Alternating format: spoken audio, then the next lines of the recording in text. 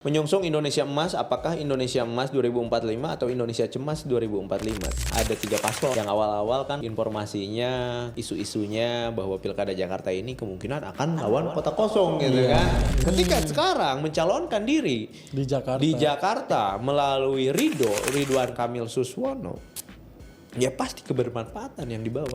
Jakarta diharapkan di jabatan beliau pada saat nanti kalau misalkan menang ada program menanam 3 juta pohon gitu. Jadi jangan sampai Jakarta 5 tahun ke depan masyarakat Jakarta tidak ikut dalam menentukan itu. Dan pemimpin yang salah bisa memimpin karena golput orang-orang yang milihnya. Kang Emil menyadari bahwa permasalahan Jakarta tidak bisa selesai hanya satu periode, satu pemimpin. Ini harus berkelanjutan. Tentunya Pilkada Jakarta ini harus banyak gagasan-gagasan yang diberikan oleh 3 paslon ini. Memperlihatkan bahwa pesta demokrasi ini harus dijalankan dengan suasana damai, kegembiraan, dan penuh visi misi yang inovatif serta jual gagasan. Yang paling penting jangan sampai golput.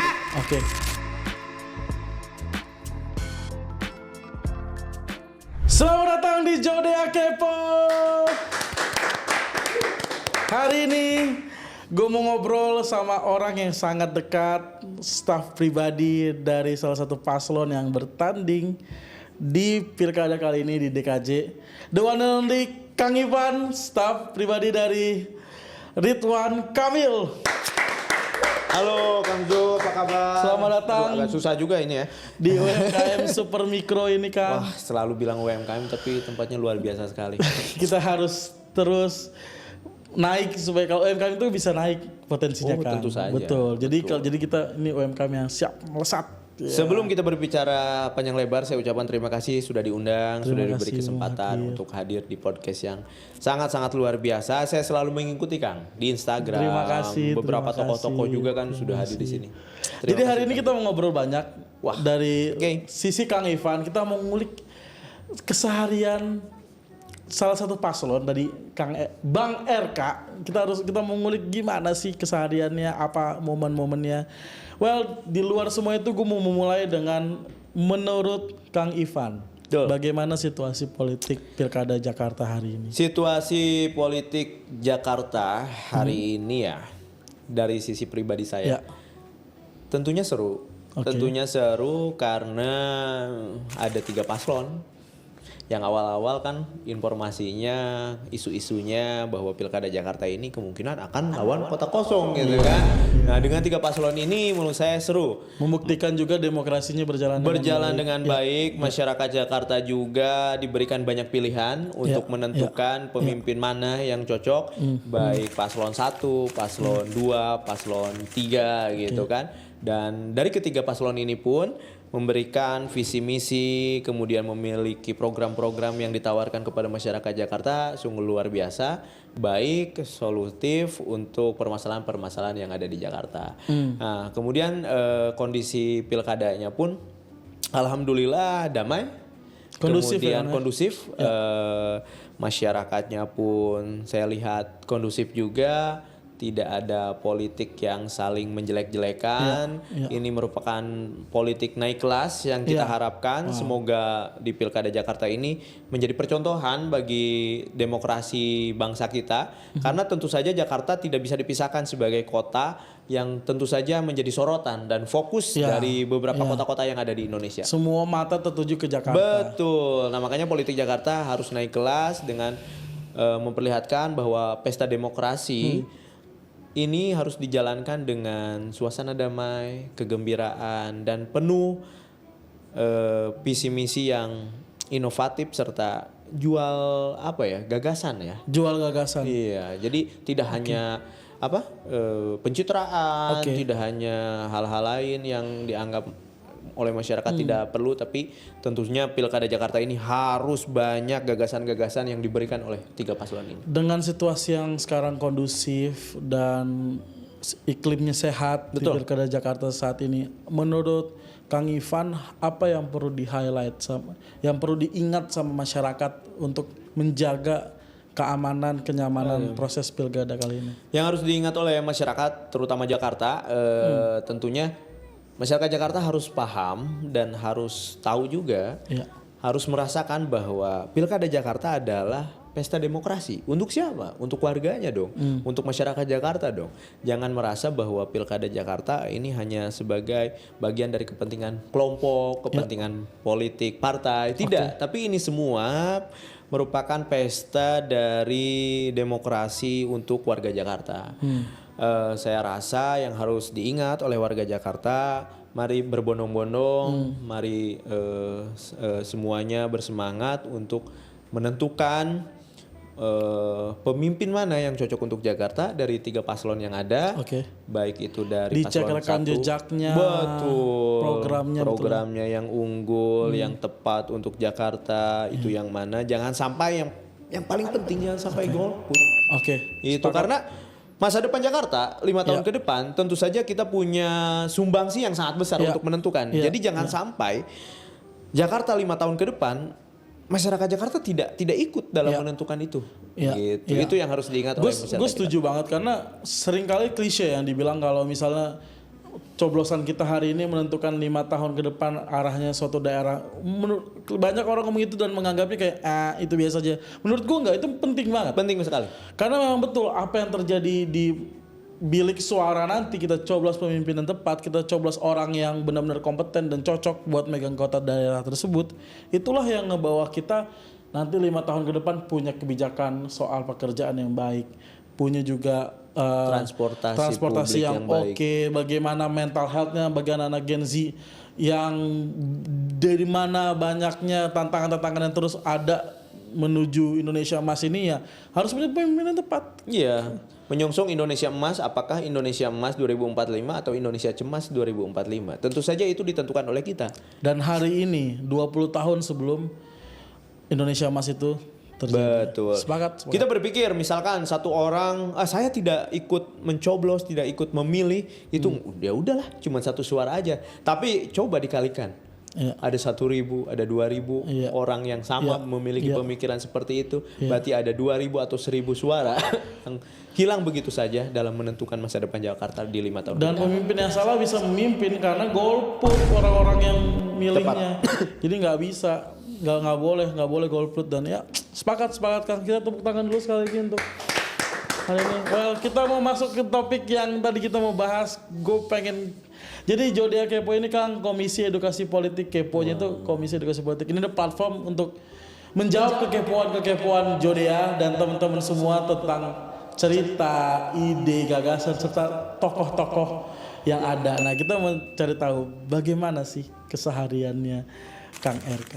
Keseharian Kang Emil, saya biasa manggil Pak Emil Pak ya. Emil. Atau misalnya masyarakat sering memanggilnya Kang Emil. Sekarang banyak semuanya udah fokus memanggilnya Bang Emil karena di Jakarta ya. Tapi sebenarnya kalau misalnya mau manggil Kang Emil juga ya nggak apa-apa. Toh dulu juga Pak Jokowi datang dari Solo, jadi gubernur Jakarta, nggak dipanggil Bang Jokowi, tapi tetap Pak Jokowi gitu kan. Kan kalau misalnya mau manggil Kang Emil juga menurut saya ya nggak apa-apa gitu. Keseharian Kang Emil, keseharian Pak Emil yang mungkin beberapa tahun terakhir ini saya dampingi. Jadi kebetulan saya itu mendampingi itu 2021-an Kang. 2021-an saya bergabung dengan tim di Kang Emil ini 2020. Sudah cukup lama mungkin ya, bisa dikatakan sebenarnya nggak cukup lama juga. 4 tahunan. 4 tahun lah ya. 4 tahun jalan. Kalau misalkan bayi udah mau sekolah mungkin ya, udah mau sekolah gitu. Mau daftar nyalek enggak. Soalnya ya, syarat itu tidak memenuhi ya. Nah keseharian Kang Emil ini. Gue nggak mau bahas ke arah sana loh padahal. Saya juga tidak ya, tidak juga. Karena ya. Balik lagi ya. Kita fokus lagi kembali ke keseharian Kang Emil. Keseharian Kang Emil hari ini tidak jauh beda pada saat beliau masa jabatan, pada saat gubernur ya, yang saya ketahui. Beliau selalu bangun pagi. Sholat subuh, kemudian juga biasanya menjalankan olahraga di kediaman, barbelan. Barbelan. Berotot Bapak. Iya, kalau saya sendiri yang dampinginya masih tidur kayaknya ya. Kalau Bapak pagi itu bangun jam berapa biasanya? Biasanya di jam 5-an. Di jam 5-an sudah bangun.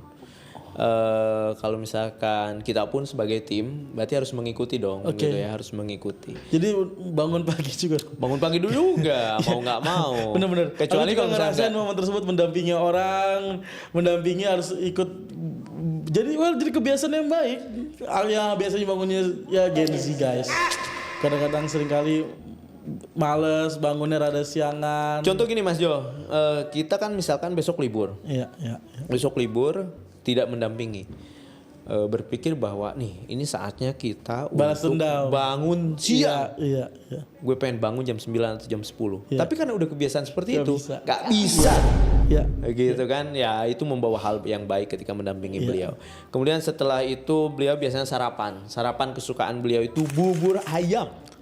Oh. Bubur ayam biasanya. Nah, diaduk atau enggak? Nah, ada 2 sekte.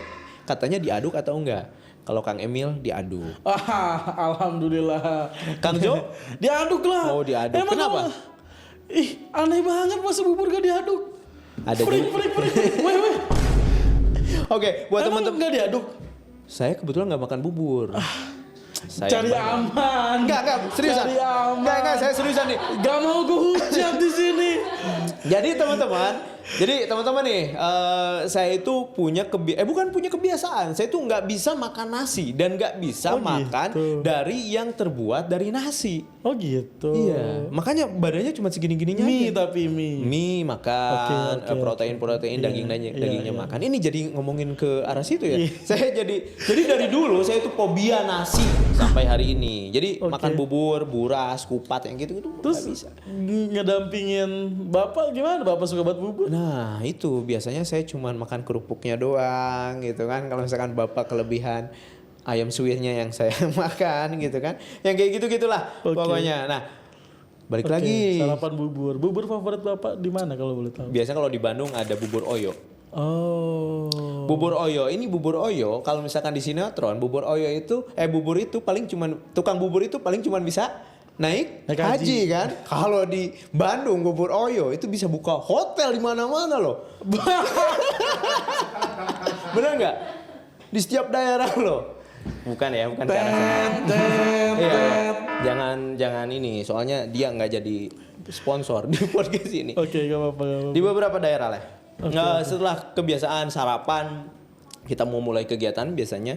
Kalau sekarang di masa kampanye itu paling pagi kita sudah berkegiatan dari jam 7 biasanya. Jam 7 berkegiatan, belusukan, pertemuan, menghadiri deklarasi atau bertemu dengan masyarakat, tokoh-tokoh milenial, kepemudaan dan sebagainya sampai biasanya di jam 10 atau jam 11 malam lah. Setiap hari. Tapi yang perlu kita ikuti dari sosok beliau itu tidak pernah lepas dari kewajiban 5 waktu sebagai umat muslim. Dimanapun beliau selalu menyempatkan, sesibuk apapun beliau selalu menjalankan kewajiban sebagai umat muslim. Yang kedua adalah di setiap kesibukan beliau tidak pernah lupa untuk memberikan ruang waktunya untuk siapa? Untuk keluarga. Sesibuk apapun, beliau pasti akan menyempatkan untuk bareng dengan keluarga. Family time banget lah. Family man banget lah menurut saya. Itu yang perlu kita contoh. Jadi hari ini kalau misalkan kita merasa sibuk, merasa udah gak punya waktu, ya orang lain pun yang lebih besar yang kerjanya betul. Tokoh yang sudah besar pun masih mau. Sebenarnya soal time management aja gak sih? Betul. Itu. Bagaimana dia ngatur waktu sama keluarga, kerja dan lain sebagainya. Selain itu di setiap harinya beliau tidak pernah untuk selalu menjaga kesehatan. Multivitamin, kemudian asupan makanan sehat seperti buah-buahan itu menjadi kebiasaan udah harian lah ya.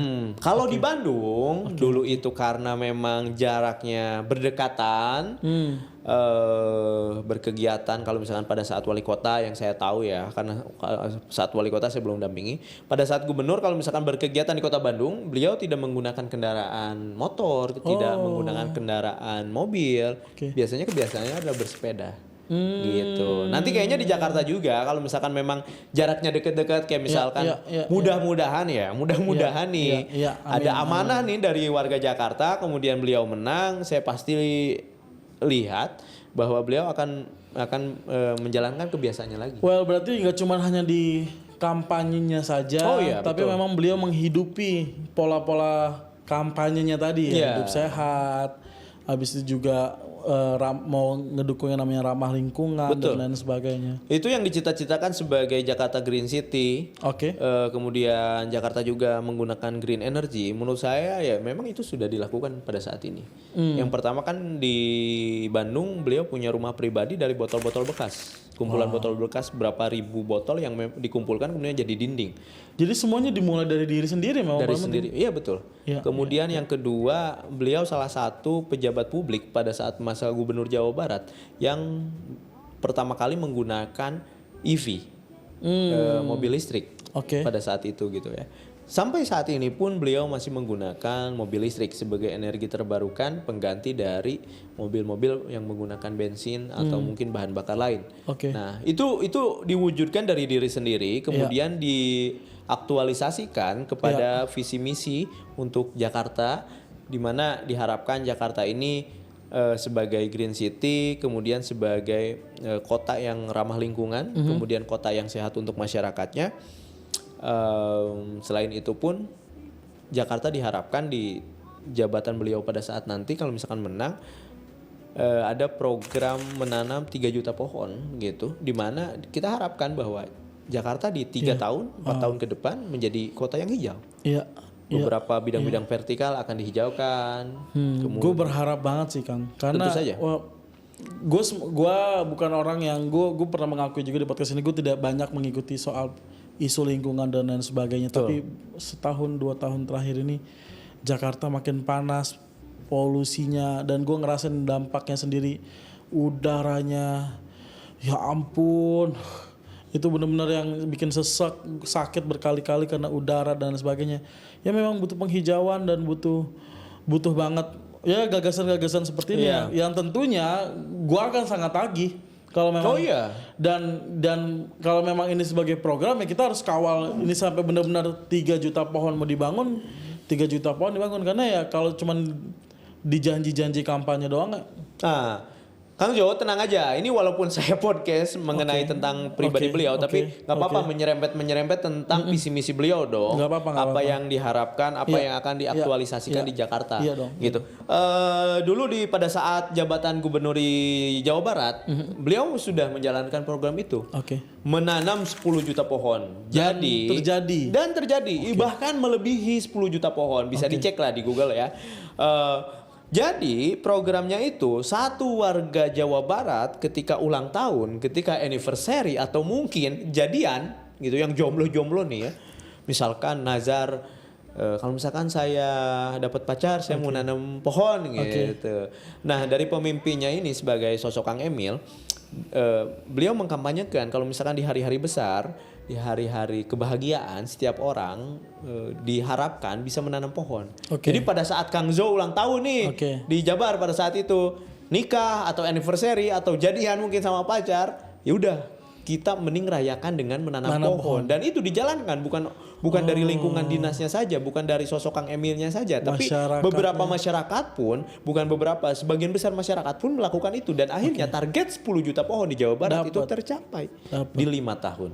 Bisa dicek di Google datanya. Dan mudah-mudahan di Jakarta pun 3 juta pohon di masa jabatan kalau misalkan amanah itu diberikan dari warga Jakarta untuk Kang Emil, saya rasa itu pun akan dijalankan. Top. Kita tunggu hal ini bisa direalisasikan. Boleh ditagih. Kita tagih. Well, kita juga berharap Kang Emil mau main kesini ngobrol. Oh iya, mudah-mudahan ya. Nah, balik lagi. Apa momen yang paling jadi memori yang gak akan pernah dilupain bareng Kang RK? Dulu tuh saya mendampingi itu tadi kan 2021 ya. Saya bergabung 2020. Momen yang tidak pernah saya lupakan adalah momen perjalanan saya bisa bergabung dengan Kang Emil. Jadi dulu saya ikut yang namanya program Ajudan Milenial, Jabar Future Leaders. Pada saat Jabar Future Leaders itu program di mana semua pemuda seluruh Indonesia berhak Kang Zo dari Jakarta, dari manapun berhak gitu kan untuk menjadi ajudan milenial beliau. Iya. Konsepnya magang sebenarnya, hanya 1 minggu ketika kita terpilih gitu kan. Ketika kita terpilih, kita berhak 1 minggu mendampingi sosok Ridwan Kamil ini, tokoh sebagai Gubernur Jawa Barat. Kita melihat bagaimana Kang Emil membagi waktu, berinteraksi dengan masyarakat, mengambil sebuah keputusan dan hal-hal lain gitu kan. Kita punya kesempatan itu selama 1 minggu. Saya bersaing sekitar 4 ribuan dulu. Wow. Itu sampai 8 ribuan nggak tahu angkatan berapa. Ada 5 angkatan. Ada 150 lebih. Berarti yang daftar tuh udah ribuan ya? Ribuan. Itu ingin memberikan, menularkan bahwa menjadi pemimpin itu kayak gini loh. Dan kalian yang terpilih sebagai Jabar Future Leaders, sebagai harapan menjadi pemimpin di masa depan, ya coba belajar dulu ngelihat dari sosok Kang Emil tuh kayak gini loh jadi pemimpin itu gitu. Dan saya tuh waktu itu angkatan pertama di 2019, kemudian saya lulus kuliah itu di 2019 akhir. Saya pernah bercanda ke Kang Emil, Kang, saya kan kuliah di UPI waktu itu ya. Saya kan kuliah nih ya. Sebentar lagi saya lulus kuliah. Saya langsung nodong tuh ke gubernur waktu itu, nggak tahu malu saya, ya udahlah bodo amat gitu kan. Kalau misalkan cek bahasa Sunda mah kandel banget gitu kan. Saya langsung bilang aja, Kang Emil, saya mau dong kerja di Pemprov Jabar gitu. Apa coba yang dijawab oleh Kang Emil? Ngapain kerja di Pemprov Jabar? Udah aja pulang aja ke kampung kamu sendiri. Saya itu di Sumedang ya. Saya asal Sumedang. Bangun aja kampung kamu sendiri Sumedang. Ngapain kerja di Pemprov? Wah, saya langsung ditolak, mana langsung sama gubernurnya lagi gitu kan. Mau nangis juga ya malu gitu. Tapi di sisi lain saya pengen menunjukkan ketika saya selesai masa ajudan milenial, saya balik ke Sumedang lulus menjadi apa? Saya pengen nunjukin itu. Saya bawa apa? Jadi saya merasa punya hutang janji. Pengen balik nih ke Sumedang, tapi apa yang bisa ditunjukin apa yang mau dibawa ke gubernur gitu. Akhirnya waktu itu saya membuat yang namanya Pokja Citaman. Kang Jo, Pokja Citaman itu kelompok kerja Citaman. Citaman itu kampung saya.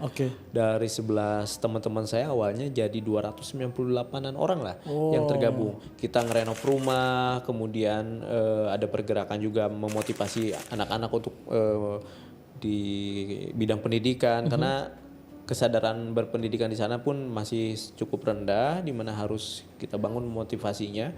Dan pada saat itu kami mendapat bantuan dari Gubernur Jawa Barat, dari Kang Emil ini. Saya sering laporan tuh keuangannya melalui DM Instagram. Setelah 2 bulan perjalanan itu, saya memberanikan diri, Pak, kegiatan saya sudah selesai nih. Kalau misalkan ada kesempatan untuk bergabung, saya tanya lagi nih, mudah-mudahan kan. Kalau misalkan di kuis coba lagi nih saya kan, coba lagi nih. Ya memang siapa tahu Korea ini harus menekan skala usaha-usaha bisa jadi. Tentu saja. Nah pada saat itu Pak, saya kegiatan udah selesai nih. Saya juga setidaknya sudah menunjukkan nih bahwa kegiatan saya tuh positif nih pulang ke Sumedang. Ada nggak kesempatan saya masuk tim gitu kan? Masuk tim di tim Bapak gitu. Jam 3 sore. Wah, diri doang nih di Instagram, di DM. Nggak ada respon apapun, makin sakit hati.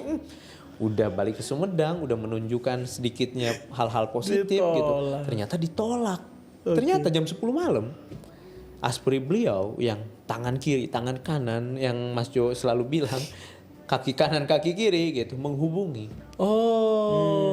Kapan bisa ke Bandung? Besok saya ke Bandung. Kenapa Pak?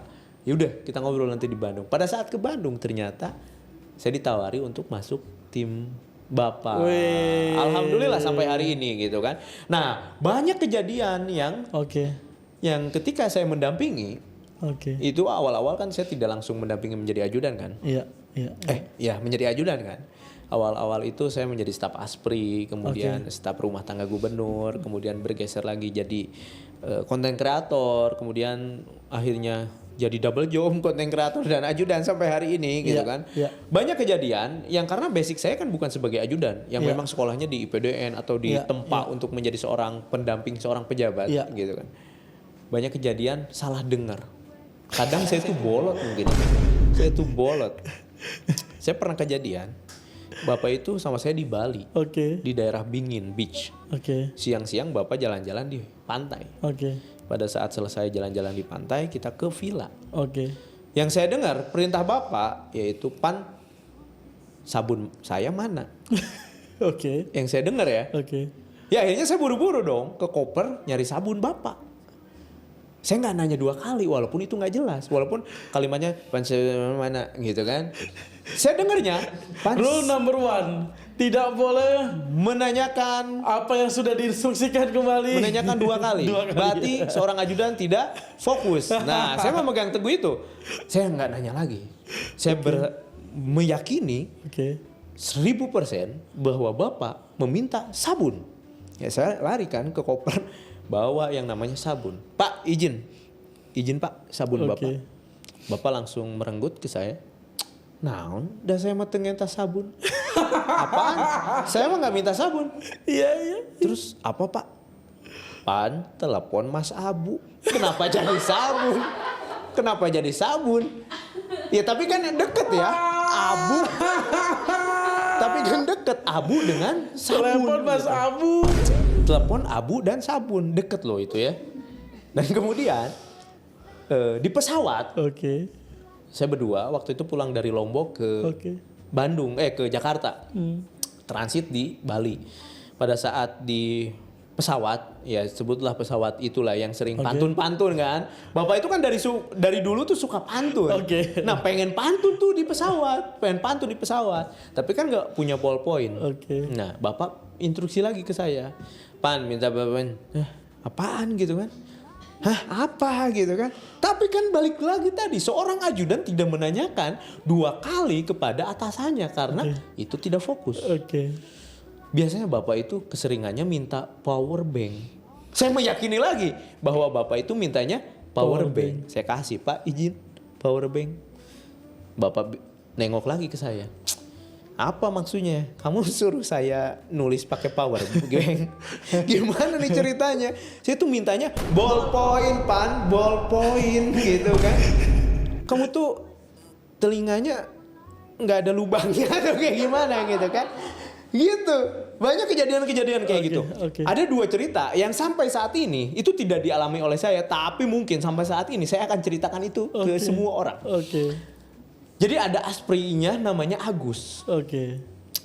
Sama, beliau juga nggak berani nanya 2 kali ke Kang Emil karena sosoknya sangat karismatik gitu kan. Kita itu kadang-kadang jadi kayak menghormati, kayak segan gitu ya. Segan, tegang, kadang nggak berani nanya 2 kali gitu. Si Kang Agus ini biasanya tinggal di rumah, menyiapkan segala kebutuhan pribadi beliau, makan, baju-baju dan sebagainya. Nah si Kang Agus ini jam 3 sore lagi di ruang tamu sama beliau. Kemudian diinstruksiin sama bapak. Kalau ini benar. Gus minta baweng. Agus dengernya. Gus tutupin gordeng. Jam 3 sore. Kemudian Agus nutupin gordeng gitu kan. Terus Kang Emil. Gus ini masih siang. Kenapa udah ditutup-tutupin nih gordeng? Kata bapak suruh tutupin gordeng. Lah, saya kan mintanya power bank. Ternyata saya nggak ada teman. Bolot ini ternyata bukan penyakit. Saya ada teman nih. Gitu kan. Beberapa kejadian yang nggak pernah saya lupakan. Maafin Kang, maafin. Akang harus ya. merasakan para tim-tim yang seperti ini. Nah, ini cerita terakhir yang sering saya ceritakan juga kekonyolan tim kami gitu kan. Kadang-kala di lapangan yang nggak tahu sama orang lain. Ada namanya Ivan juga, tapi ini Ivan Diantoro. Kalau saya Ivan Ripandani, gitu kan. Ivan Rivandani. Rivandani atau Ripandani? Ivan Ripandani sebenarnya gitu ya. Jadi kan nama saya itu Ivan Rivandani. Otomatis itu sudah jelas bahwa saya dari Sunda.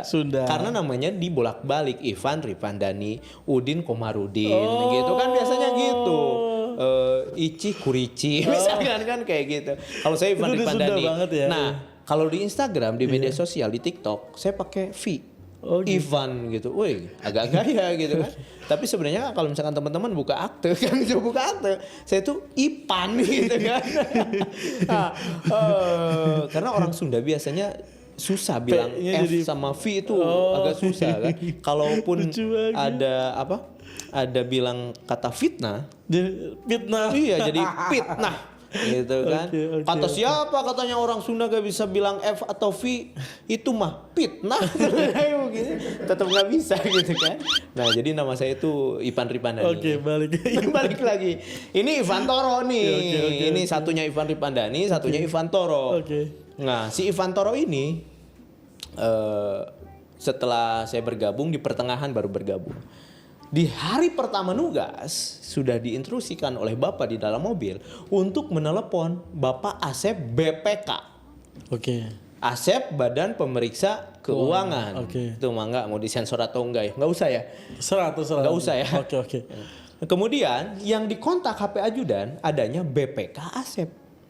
Beda dong. Kalau Asep BPK, Asep Badan Pemeriksa Keuangan. Nah ini BPK itu Bapak Asep. Kalau ini BPK Asep otomatis Bapak Asep gitu kan. Bukan Badan Pemeriksa Keuangan Asep. Bukan. Kalau ini Bapak Asep. Ditelepon tuh sama si Toro ajudan baru kan. Halo Pak, izin, ini Pak Gubernur mau bicara. Gitu kan. Dikasih tuh HP ke Bapak. Halo Pak Asep, apa kabar? Oh iya Pak Gubernur, kabar sehat, kabar baik saya ini. Kesibukannya apa Pak Asep sekarang? Oh, saya itu lagi ternak lebah. Jauh banget. Kok bisa sih? Jauh banget gitu kan. Dari Badan Pemeriksa Keuangan kok ternak lebah. Apakah ini sampingannya gitu kan. Ya bisa aja sih sebenarnya. Tapi kok ternak lebah. Kan Bapak udah nanggung ngomong juga ya. Nggak enak kalau tiba-tiba ditutup. Akhirnya diterusin. Oh iya Pak Asep, ini saya Kang Emil gitu, Gubernur Jawa Barat. Nanti Pak Asep kalau misalkan lebahnya udah menghasilkan madu, udah panen gitu kan, kirim-kirim ya ke rumah dinas. Katanya akhirnya diteruskan. Itu beberapa kejadian-kejadian. Terus habis itu Bapak ngomong apa setelah salah? Toro. Asep itu bukan Asep tukang lebah. Tapi Badan Pemeriksa Keuangan. Aduh, itu beberapa kejadian yang tidak pernah saya lupakan tentang kadang kami juga ya tidak fokus ya. Mohon maaf Kang Emil kalau misalkan saya mendampingi selama ini kurang-kurang dan banyak hal-hal yang pada akhirnya membuat Kang Emil jadi kesel juga ya ngelihat timnya udah mah saya capek ditambah timnya juga kayak gini gitu. Oke Kang, jadi ada yang tidak pernah teman-teman tahu ya. Sosok Kang Emil ini kan sangat karismatik gitu ya. Sangat karismatik, kemudian terlihat sangat tegas. Tapi Bapak tidak pernah marah. Itu yang aku mau tanya. Emang pernah gak sih kalian dengan kekonyolan dan kesalahan? Bapak gak pernah marah. Bapak itu paling diem. Pun hanya menegur kayak lain kali. Nah kalau misalkan Bapak sudah ada kata kalimat lain kali. Berarti memang sebenarnya udah kesalahan banget itu ya? Sudah kesalahan sekali. Kemudian kesukaan beliau itu ini Kang. SOY. Jadi kalau misalkan sudah ada kata lain kali, Van kamu tuh fokus. Siapa izin salah? Bapak mau SOY? Boleh gitu kan. langsung redam. Jadi kan kalau misalkan pacar marah, istri marah apa? Kalau misalkan marah ya udah kita ajak belanja gitu kan, ajak perawatan. Kalau misalkan Pak Emil marah, kuncinya saya tawarin SOYN gitu. Ini dia nih SOYN ini. SOYN ya. Gitu Kang. Tapi dibalik segala hal yang udah dilewatin, tentunya kan pasti ada momen-momen Kang Ivan ngobrol serius sama Bapak, sama Pak Emil, dan apa sih sebenarnya yang selalu ada di dalam hatinya, kerinduan dia yang pengen dia kerjakan untuk suatu daerah, misalnya dia itu sebenarnya tuh punya suatu mimpi untuk daerah yang dia pimpin tuh jadi lebih bersih, lebih bebas macet atau apapun. Jadi kayak value apa yang sebenarnya selalu dia pegang dan gak tersampaikan di publik nih. Gue pengen tahu nilai-nilai tersebut yang tentunya kan orang-orang terdekat aja yang kayak kita lagi ngobrol berdua nih, kayak Kang, aku tuh pengen deh sebenarnya begini. Apa tuh momen-momen? Jadi Kang Emil ini tuh yang selalu saya lihat dan beberapa kali saya ngobrol ya maksudnya dengan beliau. Beliau ini dimanapun, jadi apapun, baik itu menjadi pemimpin ataupun tidak, selalu memegang teguh khairunas anfa'uhum linas Kang Zo. Jadi ayat Al-Quran yang berarti atau memiliki arti sebaik-baiknya manusia adalah manusia yang bermanfaat. Oke. Itu yang selalu beliau pegang. Oke. Mau beliau menjadi seorang pejabat maupun tidak, beliau akan tetap menjalankan itu untuk menjadi insan-insan yang bermanfaat. Oke. Contoh dulu sebelum menjadi seorang pejabat, beliau membangun yang namanya komunitas-komunitas di Bandung. Oke. Bandung Urban Farming, Bandung Creative Center, BCCF, Bandung Creative Center Forum mungkin ya kalau tidak salah ya. Hal itu menjadi langkah untuk menjalankan kebermanfaatan secara luas.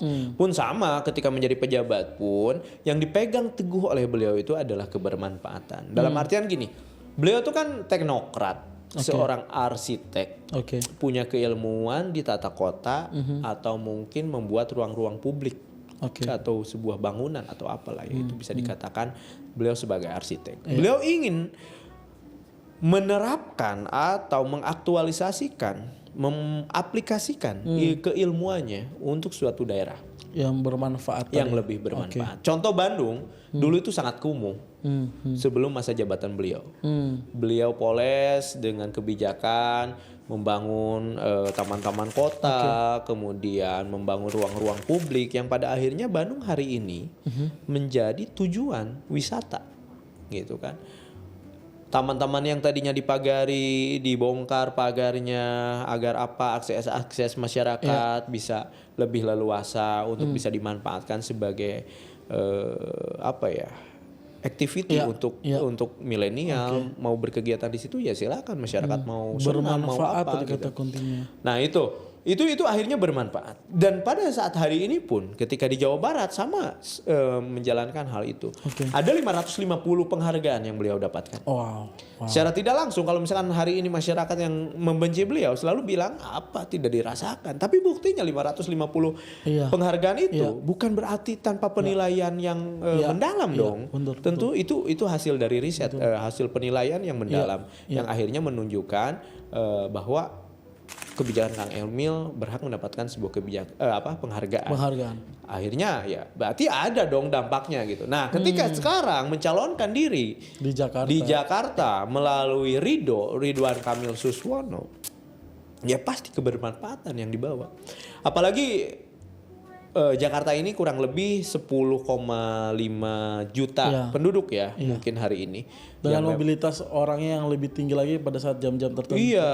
Itu kan. Kemudian permasalahan hari ini pun sebenarnya mau dari pemimpin Ali Sadikin sampai mungkin Pak Anies kemarin, masalah Jakarta itu tidak pernah tuntas. Masalah Jakarta ini terlalu kompleks gitu kan. Kami pun dan Kang Emil menyadari bahwa permasalahan Jakarta tidak bisa selesai hanya satu periode, satu pemimpin. Ini harus berkelanjutan. Tetapi dengan Kang Emil terjun dan diberikan amanah oleh masyarakat Jakarta, yang pertama akan meneruskan apa yang sudah baik dari pemimpin-pemimpin sebelumnya. Yang kedua, pengaplikasian tadi sebagai keilmuan beliau sebagai arsitek dan tata kota itu ingin diterapkan pada Jakarta. Kadang secara pribadi saya pun melihat kota-kota global nih ya. Kita berbicara jangan secara internasional ya. Yang paling dekat ASEAN aja. Kayak Malaysia, Singapura. Malaysia dengan Kuala Lumpurnya, Singapura dengan Singapura atau Changi, kok Changi gitu ya. Singapurnya dengan dengan Singapurnya, kemudian Thailand dan Vietnam. Hari ini negara-negara tetangga kita menjadi negara yang menerima banyak wisatawan mancanegara. Betul. Banyak wisatawan kita pun datang ke negara-negara tetangga gitu kan. Nah, yang pernah saya baca bahwa per 2023 wisatawan mancanegara yang datang ke Jakarta itu hanya 1 jutaan. 1,7-an gitu kalau tidak salah ya. Di tahun 2022 itu 800 ribuan. 800 ribuan karena mungkin efek Covid juga ya. Nah, di tahun 2023 1, sekian juta. Sedangkan Thailand itu 17 juta. 1 tahun. Wisatawan mancanegara. Tentu ke saja Bangkok itu aja mungkin atau ke kota-kota besarnya ya itu kita sebenarnya ya banyak ya. Ini cerita tentang itu. Nah, Jakarta kenapa nggak bisa gitu? Sedangkan secara ekonomi pun itu akan meningkatkan ekonomi. Oke. UMKM-nya ya naik, ekonomi melalui wisatanya, melalui transportasinya pun ya sama gitu kan. Kemudian banyaklah yang diuntungkan dengan wisatawan yang meningkat. Nah, menurut saya dengan hal tersebut, Kang Emil punya kapasitas Oke. untuk memberikan solusi bahwa Jakarta bukan hanya sebagai kota bisnis, Oke. tapi Jakarta juga sebagai kota global yang memang menjadi tujuan wisata nantinya, gitu kan? Dengan apa? Dengan beberapa perbaikan fasilitas yang ada di Jakarta, ruang publiknya diperbaiki, dipercantik, kemudian transportasi publiknya juga dipercantik, integrasi dari transportasi publik ke beberapa wilayah yang ada di Jakarta itu semakin diperbaiki gitu dengan fasilitas-fasilitas yang menunjang gitu kan. Selain itu pun Kang Emil hari ini melalui Ridho punya program. Namanya 1 RW 200 juta per tahun atau 1 miliar dalam satu periode 5 tahun. dalam 5 tahun. Itu bukan tanpa tujuan, Kang. Itu tujuannya untuk menjalankan desentralisasi. Kadang Kang Emil selalu bilang DKI, desentralisasi, kolaborasi, dan inovasi. Nah, desentralisasi ini pun ingin dijalankan bukan hanya oleh pemerintah DKI-nya saja tapi nantinya. ada sampai di sektor terbawah. Betul. Semua lapisan masyarakat yang ada di RT, yang ada di RW, lapisan ujung tombak ya. Iya. Itu punya hak yang sama untuk membangun Jakarta. Inilah kebermanfaatan yang beliau akan lakukan dengan pertama tadi dengan apa yang dia punya dan dia sudah lewati gitu ya. Dan dengan bidangnya juga. Wah, ini value menurut gue yang teman-teman anak-anak muda juga perlu pegang. Kadang Kang Zo, kita sebagai milenial ya. Iya. Ada 3 pilihan. Kadang ada 3 pilihan. 1, ada tipe pemuda yang bermanfaat tapi dia tidak berilmu. Ada tipe pemuda yang berilmu tapi dia tidak bermanfaat. Nah, tipe yang ketiga, dia berilmu dan juga dia bermanfaat. Nah, sebagai pemuda nih kita pilih 3 itu. Mau yang mana? Ya kita harus memilih, saya harap, dan mungkin teman-teman juga sepakat. Dan harus sadar memilih yang poin ketiga tadi. Poin ketiga. Karena kita akan berbicara Indonesia emas. Jangan Indonesia cemas. Betul. Kan? Jangan sampai kita punya ilmu tapi hanya untuk diri kita sendiri saja. Kita pengennya bermanfaat tapi ternyata nggak mau mengisi diri kita juga. Ya kita harus explore diri kita, upgrade diri kita, dan setelah itu kembalikan ke masyarakat. Kang Emil berbicara balik lagi ke Kang Emil, dia tidak mau bermanfaat secara pribadi saja. Dia pengen merangkul nih orang-orang atau pemuda-pemuda yang memang punya keinginan yang sama untuk bermanfaat, ayo bareng-bareng gitu. Melalui apa nantinya? Melalui program-program yang akan dijalankan. Gue pengen nagih nih, apa gagasan yang paling konkret buat kita para Gen Z? Ini ada tempat platform anak-anak muda. Oh iya, tentu saja. Kita pengen dengar dari tim Kang RK, apa yang akan dilakukan untuk kita nih Gen Z. Jadi kan Ridho ini, Kang Emil ini punya visi ya. Visinya itu Jakarta baru sebagai kota global yang yang maju dengan karya inovatif, kemudian berkeadilan dan sejahtera. Kemudian visinya juga tentu saja untuk Gen Z tentu saja ada. Untuk milenial tentu saja ada. Salah satunya adalah beasiswa. Jadi beasiswa ini gua belum denger soal hal ini nih. Nah, beasiswa ini sebenarnya di masa kepemimpinan Pak Anies juga sudah ada ya. Kemudian kita akan teruskan, mungkin juga nominalnya akan ditingkatkan gitu kan.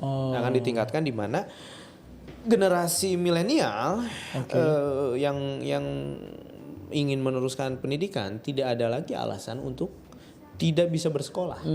Karena tentu saja Kang Zo sepakat ya, sekolah itu sebagai gerbang untuk kemajuan. Pendidikan adalah akar untuk segalanya bisa diubah. Ya betul. Kehidupan secara pribadi, kehidupan untuk Jakarta ke depannya, untuk negara dan sebagainya. Nah, itu Ridho akan memberikan beasiswa itu di mana setiap masyarakat Jakarta, Gen Z, milenialnya gitu kan, tidak ada alasan lagi untuk tidak bersekolah. Yang kedua yaitu tentang teknologi akademi Oke. Di mana hari ini kemajuan teknologi tidak pernah kita bisa bendung. Ada teknologi AI Oke. dan kemajuan-kemajuan lain. Dengan hal tersebut, melalui akademi ini, kita melahirkan generasi-generasi muda yang bisa menjawab tantangan disrupsi kemajuan dari teknologi ini. Dia akan bisa ada pelatihan gitu berarti ya. Pelatihan coding, menjadi konten kreator yang memang ini sesuai dengan kerja-kerja Gen Z sekarang. Betul, karena kan kebanyakan Gen Z sekarang itu ditanya mau jadi apa, milihnya kan kebanyakan konten kreator gitu kan. Nah, tapi konten kreator ini tentu saja kalau misalkan fasilitas betul. Oh, ini akan disediakan oleh Bang Emil. Insya Allah akan disediakan oleh Kang Emil. Hal-hal tersebut kenapa? Karena ya memang ini tantangannya hari ini gitu kan. Tantangannya hari ini. Kemudian dari hal tersebut kita pun akan ada pelatihan-pelatihan untuk untuk tadi menjawab tantangan ini. Misalkan kayak gini.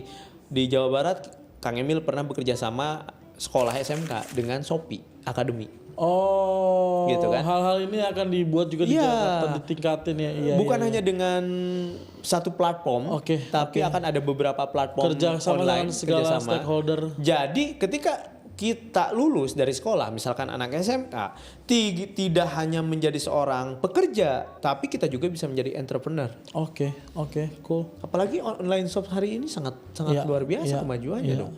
Progresnya dan sebagainya. Hampir apa-apa kita beli secara online. Gitu. Nah, hal ini pemerintah tentu saja harus turun langsung juga. Harus turun langsung juga. Selain itu pun ruang-ruang publik, ruang-ruang publik itu akan diperbanyak. Kemudian secara hari ini misalkan budaya kita bekerja work from cafe dan lain-lain. WFH. Itu akan kita sediakan dalam ruang-ruang publik. Coworking space gini. Seperti itu. Tidak hanya kopi gratis yang kemarin digembor-gemborkan, tapi lebih dari itu, bukan tentang kopi gratisnya, tetapi kita memfasilitasi wadah. Semuanya bisa bekerja di mana saja.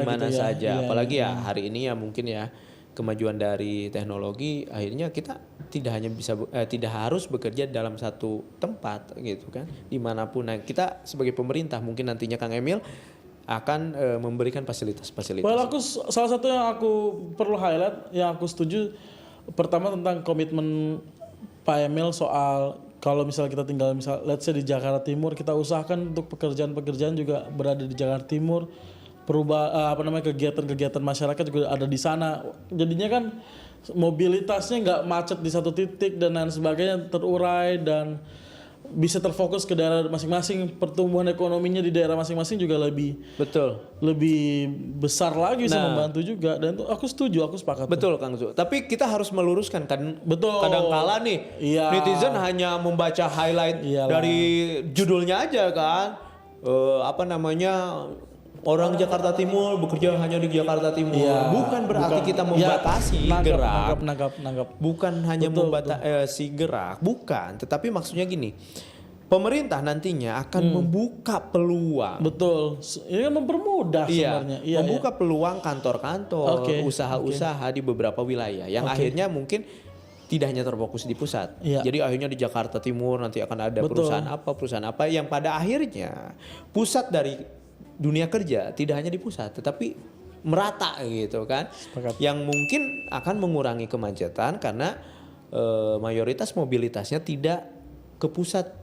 Secara mayoritas. Gak cuma itu doang ya, maksudnya tadi aku bilang kan bisa ekonominya daerah tersebut naik. Betul. Terus juga yang paling penting bagi gua sebagai Gen Z dan kita semua, ngurangin stres. Nah, stres ini kita jangan munafik lah. Ngurangin stres kalau misalnya kita macet dan lain sebagainya harus kerja di mana kan, kalau kita bisa kerja dekat rumah. Kang Jo, kalau misalkan ada mobil curhat sebagai pasien pertama atau tidak? Kayak butuh deh. Soalnya saya juga kayaknya kalau misalkan ada mobil curhat kayaknya saya. Tapi apakah mobil Kang? Apakah kan kontroversi juga kan soal mobil dan lain sebagainya. Apakah ada solusi lain, tempat kah atau rumah kah? Oh iya. ini kan mempermudah agar mendekati masyarakat lebih dekat. Sebenarnya kan kayak misalkan rumah sakit atau contoh gini program Samsat gitu kan, hari ini ada Samsat keliling. Jadi lebih apa ya, lebih mendekatkan diri pelayanan masyarakat pemerintah ke masyarakatnya sendiri gitu kan. Yang penting yang aku highlight adalah yang gratisnya dan bisa diakses. Ya betul itu gratis ya. Apalagi kan kesehatan mental ini sangat penting lah hari ini. Banyak kejadian dan mungkin tingkat stres ini yang mengakibatkan tingkat bunuh diri juga hari ini. Ya seperti itulah ya. Mental health ini menurut saya tidak bisa dinomor duakan, tidak bisa dipandang sebelah mata hari ini. Mungkin hari ini kita terlihat sehat-sehat saja, bahagia. Tapi kan tidak tahu. Dan ngecek rutin itu juga perlu loh. Betul. Awareness pribadi tentang ngecek kesehatan mental kita ini juga mungkin untuk yang nonton ya, jangan menganggap remeh orang-orang yang membutuhkan pendampingan atau butuh cek itu, jangan kayak dianggap ngapain lu ngecek. Iya, lebay banget lu. Iya, lu paling kecapean doang. No. Ini saya udah cocok belum kalau gue lu? Gue lu cocok. Tuh kan ketawa kan? Berarti emang gue nya juga emang gak cocok. Cocok. Kan kalau misalkan saya kan dari Sumedang, terus dari Bandung. Kalau ke Sumedang nggak boleh tuh gue lu tuh. Nggak boleh ya? Enggak. Malah jadi gue mah ya nggak apa-apa. Pokoknya mah sok-sok aja gitu. Tapi udah di Jakarta ada gue lu udah cocok. Iya. Lu mau gimana juga nggak apa-apa. Gue mah sok aja. Balik lagi soal mental health ini, semuanya, kumaha barudak, biasanya, tuh jadi gitunya ya gitulah pokoknya. Iya semangat, kita dukung, lagi, kita dukung Kang, program-program untuk Gen Z-nya, aku dan balik lagi, itu aku yang pengen aku highlight tadi. Ayo para tim dan paslon-paslon lain datang ke sini, kita uji gagasannya. Tapi ini saya malah jadi kayak juru bicara. Sebenarnya kan datang ke sini tuh ya udah ngomong santai-santai aja tentang Kang Emil. Kita gibahin Kang Emil. Ayo timnya kita gibahin juga Mas Pram, kita gibahin juga Dharma Pongrekun. Kontennya kan bisa gibah Mas Pram, gibah Kang Emil gitu. Kita ngomongin soal elit global sama Pak Dharma ya. Wah, ini saya juga sebenarnya penganut elit global. Udah, skip ngomong. Jangan ya, ya udah. Pak, Covid kok bisa jadi konspirasi sih, Pak? Orang mati gara-gara Covid sih, Bapak. Barudak menyala abangku. Abangku ini bukan menyala. Itu ya. Oke, harapan Kang Ivan untuk pilkada kali ini?